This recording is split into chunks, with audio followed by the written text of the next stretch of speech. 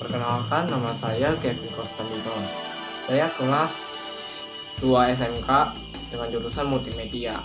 Saya sekolah di SMK Mutiara Bangsa 6. Kali ini saya akan menjelaskan tentang materi-materi tentang desain grafis percetakan, yaitu nirmala dan estetika.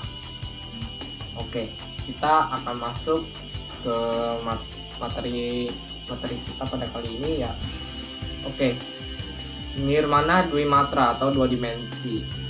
Nirmana dwimatra atau nirmana dua dimensi biasanya dibuat di atas media kanvas atau kertas. Nirmana adalah perorganisasian atau penyusunan elemen visual seperti titik, garis, warna ruang, dan tekstur menjadi satu kesatuan yang harmonis. Di dalamnya kita akan mempelajari segala sesuatu yang berhubungan dengan seni rupa dan desain pada level dasar, seperti garis, bidang, bentuk, dan gempal atau dimensi dan tebal. Cara menyusul nirmana dwimatra. Yang pertama adalah memutar objek dua dimensi atau rotate. Yang kedua, memiringkan objek atau skew. Yang ketiga adalah menduplikasi objek atau duplikat ya. Yang keempat, merubah ukuran atau transform ya. Yang kelima, membalik objek dwimatra atau mirror atau flip ya. Dan langkah kombinasi dari semuanya di situ.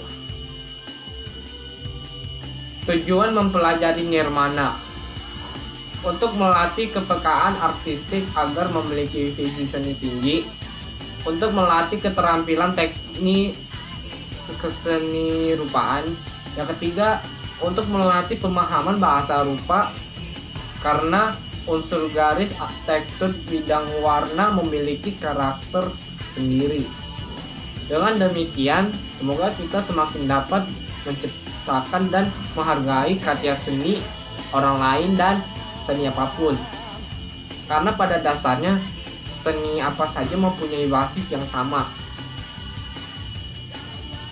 Elemen nirmana dalam konsep desain. Titik, suatu bentuk kecil yang tidak memiliki dimensi. Garis, hasil goresan nyata dan batasan limit suatu benda, ruang, rangkaian, massa, dan warna.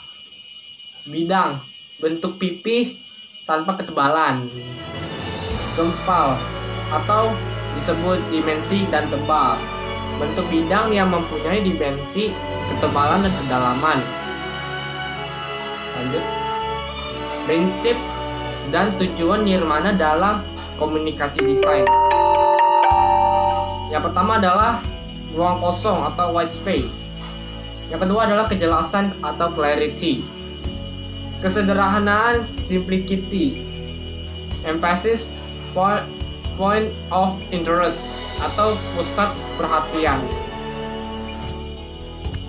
Oke, kita akan masuk ke estetika desain grafis komunikasi. Pengertian estetika. Kata estetika berasal dari kata Yunani aesthesis yang berarti perasaan, selera perasaan atau taste. Dalam prosesnya, Munro mengatakan bahwa estetika adalah cara merespon terhadap stimulus, terutama lewat persepsi indera, tetapi juga dikaitkan dengan proses kejiwaan seperti asosiasi, pemahaman, imajinasi, dan emosi.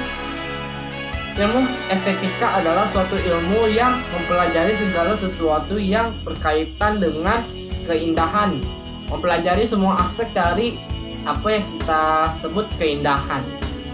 Estetika adalah hal yang mempelajari kualitas keindahan dari objek maupun daya input dan pengalaman estetik pencipta dan pengamatannya.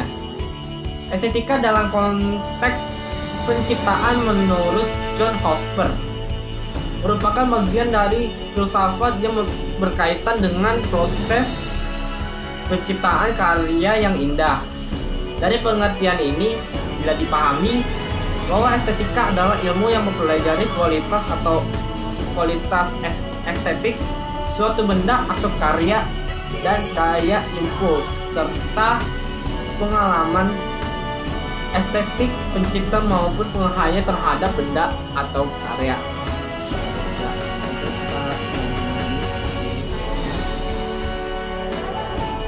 Estetika dalam industri grafis komunikasi.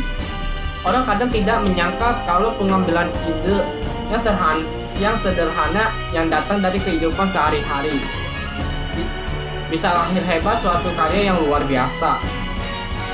Karya yang hebat akan membuat reaksi di penghayat atau bisa bilang yang melihat di sini ya. Padahal ide yang dihadirkan tersebut pernah dijumpai atau dilihat dalam kehidupan sekeliling kita.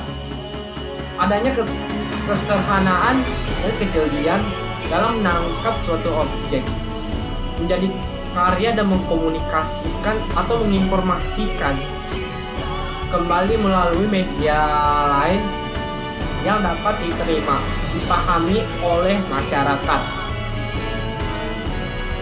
Oke, kita lanjut di sini. Kita akan masuk ke dalam gagasannya. Gagasan dalam rekayasa estetik grafis komunikasi. Rekayasa estetik dalam grafis komunikasi adalah teknik pengungkapan estetika serapan melalui proses belajar dan proses kreatif. Dalam pelaksanaannya, rekayasa estetik melalui proses panjang, mulai dari tahap desain pada proses pengerjaannya sampai produk jadi. Ya. John Rembrandt berpendapat bahwa desain harus merupakan desain keseluruhan yang melihat pada proyek atau produk dan mencoba menganalisanya sepenuhnya. Terakhir, ada beberapa tema yang disesuaikan dengan fungsi desain. Antara lain itu adalah yang pertama adalah rasional, kedua humor jenaka, yang ketiga adalah rasa takut, keempat adalah patriotik, kelima adalah kesalahan, enam adalah kaidah, tujuh adalah simbol, yang kedelapan pengandaian, yang terakhir adalah emosional. Ya, emosional. Oke, jadi itu saja yang saya sampaikan kepada kita semua. Semoga materi ini bisa menjadi manfaat pembelajaran bagi kita semua. Oke, terima kasih dan sampai jumpa.